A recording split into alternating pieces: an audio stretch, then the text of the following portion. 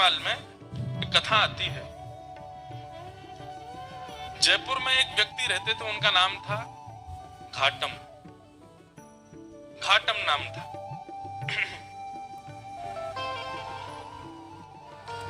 उनका पेशा था, उनके पूर्वजों से ही चला आ रहा था, वो सब चोरी करते थे। दादाजी परदादा परदादा पूरे गांव का ही यही पेशा था, यही काम था, सब चोरी करते थे। घाटम जी भी चोरी करते थे। एक बार श्री घाटम जी कहीं जयपुर से आमेर जाते हैं, तो बीच में अभी जहां कथा थी इससे पहले वो ही स्थान है, आमेर और जयपुर के बीच में कनक घाटी, वहीं श्री घाटम दास जी रहते थे। उनका नाम बाद में घाटम दास हो गया, पर पहले उनका नाम घाटम था। तो घाटम जी चोरी करते थे। एक बार रात में बैठे थे चोरी करने के लिए, तो उस दिन कोई व्यक्ति तो मिला नहीं उनको मालदार, लेकिन झोला लिए हाथ में और जटाएं बांध करके कोई संत वहां से जा रहे थे। घाटम जी बेचारे 2 दिन से तो उनको कुछ चोरी हुई नहीं थी, फिर भी मन में विचार करने लगे, तो महात्मा है, इनकी क्या चोरी करूं मैं, कोई बात नहीं चोरी नहीं करता हूं, प्रणाम कर लेता हूं जाके। और घाटम जी उनके मार्ग पर आ गए और अर्धरात्रि का समय, घनघोर अंधेरा, प्रणाम किया। महात्मा रुक गए, बोले अरे खुश रहो वत्स, क्या नाम है, नाम आदि पूछा, कहां रहते हो, स्थान बताया, क्या करते हो। घाटम जी बोले मैं चोरी करता हूं। महात्मा को ये बात बड़ी बढ़िया लगी कि इसने छुपाया नहीं मुझसे, सत्य बोला।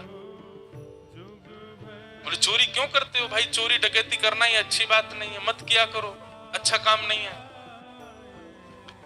बोले महाराज काम तो अच्छा नहीं है मैं जानता हूं, पर ये तो मेरे परिवार का पेशा है, मेरे पूर्वजों से चली आ रही है चोरी, हमारा परिवार इसी में ही निपुण है। मेरा बेटा है अभी 5 साल का, उसको भी तैयारी करा रहा हूं मैं, उसको भी सिखा रहा हूं कैसे जाना चाहिए, क्या क्या आयुध संग लेके जाने चाहिए, किस प्रकार लोगों को देख करके समझ जाना चाहिए मालदार है कि नहीं है।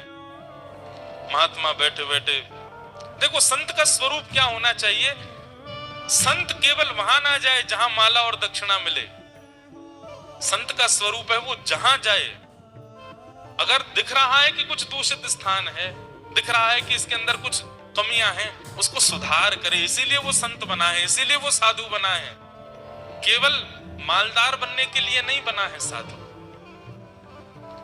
महात्मा को चिंता हो गई, बोले अगर मैं इसको कुछ सिखा करके नहीं गया और इसका जीवन परिवर्तित करके नहीं गया, तो इस मार्ग से निकलना मेरा दुष्कर हो जाएगा। ठाकुर जी ने मुझे इस मार्ग से भेजा है, इसका मतलब ठाकुर जी चाहते हैं कि इसको मैं कुछ बताऊं। महात्मा जी ने उसको बिठाया, बोले सुनो ये घाटम, तुम चोरी मत किया करो, तुम छोड़ दो चोरी। बोले महाराज जिसके रग रग में, जिसके रक्त में चोरी हो वो कैसे छोड़ सकता है। अरे हम तो ऐसे हैं, परिवार में भी हम लोग रोटी भी पानी हो तो हम चोरी करके ही पाते हैं, हम रसोई में मांगते नहीं रोटी दे दो, हम वहां भी चुपके से ही जाते हैं। इतना ज्यादा हम लोगों में चोरपन घुस चुका है कि अब ये निकल नहीं सकता। महात्मा थोड़े व्याकुल थे, तो घाटम जी बोले भगवान आप देखिए व्याकुल मत होइए, मैं भी विवश हूं कि मैं नहीं छोड़ सकता चोरी, पर हां चोरी के अलावा जो कहोगे वो करूंगा। चोरी तो मैं करूंगा, लेकिन उसके अलावा आप जो कहोगे वो मैं अपने जीवन में उतार लूंगा, उस आज्ञा को मैं सर्वोपरि मानूंगा, बस चोरी को छोड़ने को मत कहो, चोरी के साथ साथ जो कहोगे मैं करूंगा। महात्मा ने विचार किया, महात्मा बोले ठीक है 4 बातें लिखो। सबसे पहली बात, तुम सत्य बोलोगे। घाटम जी बोले ठीक है, आज के बाद चाहे कुछ हो जाए मैं सत्य ही बोलूंगा। दूसरी बात लिखो, संत जनों का खूब सम्मान करोगे, आदर करोगे। बोले जी महाराज जी। तीसरी बात लिखो, जो भी लाओगे घर में, चाहे चोरी करके लाओ, चाहे प्रेम से लाओ, कमा के लाओ, सबसे पहले ठाकुर जी को निवेदित करोगे, उसके बाद स्वीकार करो जी। और चौथी और अंतिम बात, कहीं मंदिर दिख जाए, मठ दिख जाए, आश्रम दिख जाए, संत दिख जाए, 100 काम छोड़ के चोरी करके भाग रहे हो, सिपाही पीछे पड़े तो भी रुकोगे, प्रणाम करोगे, फिर जाओगे। घाटम बोला जो आ गया। अब ये 4 बात मेरे लिए अध्यादेश हैं, आदेश नहीं है, अध्यादेश। चाहे दुनिया इधर उधर हो जाए, मैं इन 4 बातों को कभी नहीं छोड़ूं। संत बोले ठीक। अब देखो, गुरु आज्ञा कितनी बड़ी होती है। ये कोई लिखी हुई कथा नहीं है, ये असली कथा है। आज भी घाटम जी का वहां घर है, आज भी उनका वंश है वहां पर। और इनका जो मतलब कुल गोत्र था, हमारे राजस्थान की तरफ मीणा होते हैं, वो इन्हीं के उन्हीं परिवार में से थे। तो घाटम जी ने अपने गुरु की आज्ञा मान ली, बोले 4 बातें मुझे करनी। एक बार कुछ संतों की टोली जा रही थी, घाटम जी ने देख लिया, दौड़ करके गए, चरणों में निवेदन किया, मेरे घर आ जाइए, प्रसाद पा लीजिए। संत बोले ठीक है। अब घर पहुंच गए। अब लेकिन घाटम जी के घर पे व्यवस्था कुछ नहीं थी भोजन की। पत्नी से कहा 5 मूर्ति आई हैं, भोजन बनाओ। बोले 5? हम 2 के लिए तो भोजन नहीं है, 5 को कैसे पवाऊं मैं? घाटम जी बोले गुरु आज्ञा निरर्थक हो जाएगी, मुझे कैसे भी इनको 5 को प्रसाद तो पवाना है। घाटम जी ने देखा कि पड़ोस में एक कोई व्यक्ति रहता, उसके पास में उसके गेहूं अनाज आदि का भंडार है, थोड़ा चोरी करके ले आता हूं, उससे बना के इनको पवा देंगे, गुरु आज्ञा पूरी हो जाएगी। गुरु जी ने यही तो कहा है कि संतों की सेवा करो, अब कैसे भी करो, चोरी करके करो, चाहे कुछ करो। दौड़ करके गए, वहां से कुछ अनाज आदि ले आए, घर पर ला करके प्रसाद बनवा करके पवा दिया। घाटम जी की चिंता हो गई कि आज सवेरे बारिश हुई थी और मैं चोरी करके लाया हूं, तो निश्चित मेरे पैरों के चिन्ह बन गए होंगे, और उसको यदि पता चल गया कि मैंने चोरी की है, वो घर आ जाएगा, मुझे पकड़ करके ले जाएगा, आदि आदि मन में ये विचार करने लगे। लेकिन मैंने तो गुरु आज्ञा के वश होकर के किया ना। इतने में ही वर्षा हो गई, आंधी तूफान आया और सब उनके चरण चिन्ह आदि मिट गए। तो उनको ये अटूट विश्वास हो गया कि मैंने गुरु आज्ञा मान करके पूर्ण किया, तो ठाकुर जी मेरी सहायता कर रहे हैं, मेरे रक्षक बने हुए हैं। कोई सुंदर वस्त्र ला करके दे तो घाटम जी का जीवन ऐसे चलने लगा। कोई सुंदर भोजन ला करके, गुरु पूर्णिमा का समय था। घाटम जी ने मन में विचार किया, मेरे गुरु ने मुझको सब कुछ प्रदान किया, इस बार गुरु दक्षिणा के रूप में ऐसी कोई वस्तु या इतना धन कुछ दूं गुरुदेव के यहाँ कि वर्षों तक भी अगर मेरे यहाँ से सेवा ना जाए तो गुरु जी को दिक्कत ना हो, मेरी तरफ से ऐसा रहे कि हाँ परिपूर्ण हो गई सेवा। उसके लिए एक बड़ी चोरी कर लेता हूं, उसके बाद फिर मैं धीरे धीरे छोड़ ही दूंगा। एक बड़ी चोरी करता हूं, उससे जो धन आएगा गुरुदेव को दे दूंगा। और घाटम जी ने विचार किया क्या चोराऊं। तब उन्होंने विचार किया, बोले कि यहाँ आमेर का जो राजा है, इसके घोड़े बड़े कीमती और उनमें भी एक काला अश्व है, काला घोड़ा, वो सबसे ज्यादा कीमती, ऐसा पूरे भारत में नहीं। यदि उसको मैंने चोरी कर लिया और उससे जो धन आएगा वो यदि मैंने गुरुदेव को दिया तो आजीवन मुझे जितना देना चाहिए उतना एक बार में ही दे दूंगा मैं गुरुदेव को। तो गुरुदेव के यहाँ गुरु पूर्णिमा की सेवा मेरी तरफ से होती रहेगी। घाटम जी चोरी करने के लिए जा रहे हैं। एक सामान्य से घोड़े पर बैठ करके घाटम जी और सीधे राजभवन में प्रवेश कर रहे हैं। मुख्य द्वार से ही प्रवेश करने लगे तो द्वारपालों ने रोका, ए कहां जा रहे हो, क्या नाम है तुम्हारा? बोले घाटम। कहां जा रहे हो? बोले चोरी करने जा रहा हूं, झूठ नहीं बोलना है, गुरुदेव ने मना किया है। तो द्वारपालों ने मन में विचार किया कि जरूर राजा का कोई गुप्तचर है, राजा का कोई बहुत घनिष्ठ व्यक्ति है, हमने इसको रोक दिया है, इसका परिचय पूछना, इसलिए बुरा मान गया, बुरा मान करके कह रहा चोरी करने जा रहा हूं। ए भाई सुनो, द्वार खोल दो, ये कोई राजा का परिचित व्यक्ति होगा, ऐसे कौन बोलता चोरी करने जा रहा हूं। द्वार खुल गए, वो भीतर प्रवेश कर गए। भीतर प्रवेश करके घुड़साल में गए, वहां सबसे महंगा घोड़ा जो काला अश्व था उसको खोल लिया, बैठ गए, लेकर के बाहर आने लगे, खुले में ही सबके सामने। बाहर की ओर जाने लगे तो द्वारपालों ने कहा ये तो राजा का घोड़ा है, ये क्यों ले जा रहे हैं? फिर भैया ये काला अश्व कहां लेके जा रहे हो? बोले चोरी करने आया था, चोरी कर ली, अब चोरी करके ले जा रहा हूं। द्वारपाल बोले ये तो कुछ ज्यादा ही बुरा मान गया है, ऐसे कौन बोलता है? अरे भैया द्वार खोल दो, इनको जाने दो। रोको नहीं। उनका सत्य और वहां द्वारपाल का उसके प्रति ये भाव रखना कि बुरा मान गए, वो ऐसा फिट हुआ कि किसी को शंका ही नहीं हुई कि ये चोरी कर रहे हैं। घोड़ा लेकर के चले गए और उसी समय राजा ने आज्ञा की मेरे घोड़े तैयार करो, मैं भी जाऊंगा कहीं। ऐसा उसने आज्ञा की। जाके देखा तो काले अश्व थे नहीं। अफरा तफरी मची। जब द्वारपालों के कान में बात पहुंची तो उन्होंने हल्ला किया कि अरे एक व्यक्ति आया था, आकर के इतना सत्य बोल के, वो तो बोल के गया मैं चोरी करने आया हूँ, चोरी करके ले भी गया, तुमने रोका क्यों नहीं? बोले महाराज हमको लगा कि ऐसे कौन बोलता है, चोर कभी ये बोलता मैं चोरी करने आया हूँ, लेकिन वो सत्य बोल रहा था तो हमको लगा आपका कोई गुप्तचर है, आपका कोई घनिष्ठ है, इसलिए हमने रोका नहीं, उसको ले गया। वो सैनिकों को भेजा, जाओ पकड़ लो उसको, घोड़े लेके आओ। घाटम जी घोड़ा लेकर के जा रहे थे, दौड़ रहे थे खूब तेज की राजा के कोई दूत आए उससे पहले मैं इसका विक्रय कर दूं कहीं। लेकिन तभी उसी मार्ग पर ही एक मंदिर पड़ा राम जी का, और वहां संभवतः उसी समय आरती चल रही थी।